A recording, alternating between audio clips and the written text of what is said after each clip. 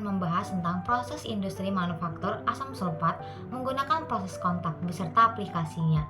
Yuk kita bahas. Proses industri manufaktur asam sulfat menggunakan proses kontak dan aplikasinya oleh saya Indofonika Sirait dengan NIM 2317111012. Nah, untuk daftar isi dari presentasi yang akan saya bahas itu ada pendahuluan, kemudian sifat asam sulfat, kemudian ada proses kontak, kemudian ada bahan baku, kemudian proses produksinya, dan terakhir ada aplikasinya. Asam sulfat adalah salah satu bahan kimia yang paling penting dan yang paling banyak digunakan di berbagai sektor industri. Nah, dengan rumus kimia, asam sulfat itu yaitu H2SO4. Asam ini dikenal karena kemampuannya yang kuat sebagai agen pengoksidasi dan dehidrasi, serta karena tingkat keasamannya yang sangat tinggi. Jadi tidak mengherankan jika asam sulfat sering dijuluki sebagai tulang punggung industri kimia karena perannya yang sangat vital. Nah, selanjutnya kita akan membahas sifat asam sulfat. Sifat asam sulfat itu adalah rumus kimia dari asam sulfat adalah H2SO4 dengan massa molarnya itu 98,08 gram per mol dengan densitasnya itu 1,84 gram per cm kubik dengan titik leburnya itu 10 derajat Celcius dengan titik didihnya 337 derajat Celcius, tidak berbau, tidak berwarna, bersifat korosif dan higroskopis dan reaktif beserta oksida terkuat. Selanjutnya itu kita akan membahas tentang proses kontak.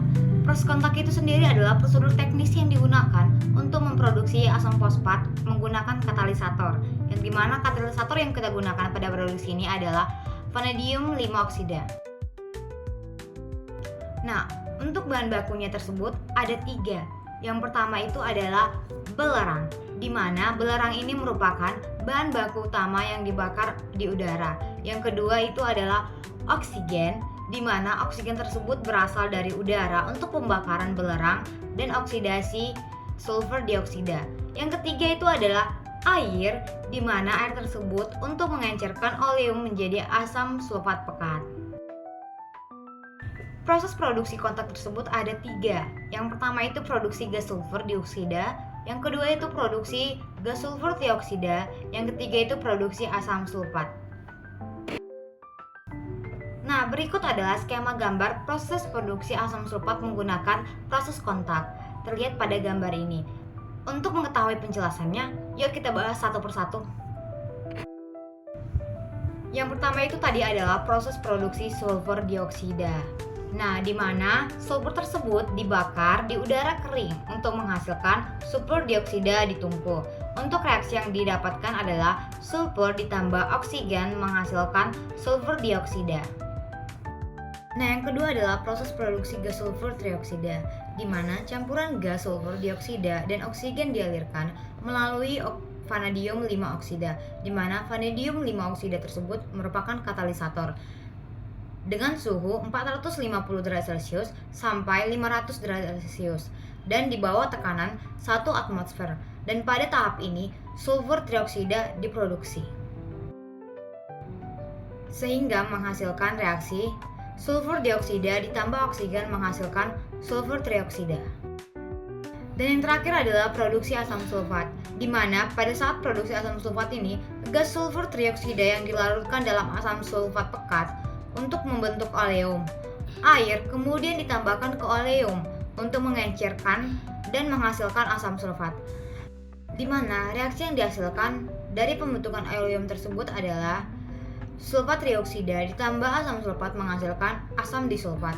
Kemudian pada pengenceran oleum, asam disulfat tersebut ditambahkan dengan air menghasilkan asam sulfat pekat. Nah, selanjutnya kita akan membahas terkait aplikasinya. Aplikasi dalam proses industri asam sulfat tersebut ada industri kimia, ada industri logam, ada industri minyak dan gas, dan ada industri tekstil, di mana pada industri kimia itu digunakan sebagai bahan baku pupuk, deterjen, dan bahan kimia lainnya. Nah, pada industri logam digunakan dalam proses pelapisan logam, pembuatan baterai, dan pemurnian logam. Nah, yang ketiga, industri minyak dan gas biasanya digunakan pada pemisahan minyak dan juga gas. Keempat, industri tekstil. Itu digunakan dalam pewarnaan dan finishing tekstil. Baiklah, sekianlah video yang dapat saya sampaikan. Terima kasih sudah mendengarkan dari awal, pertengahan, hingga akhir. Semoga materi yang dapat saya sampaikan bermanfaat buat teman-teman sekalian.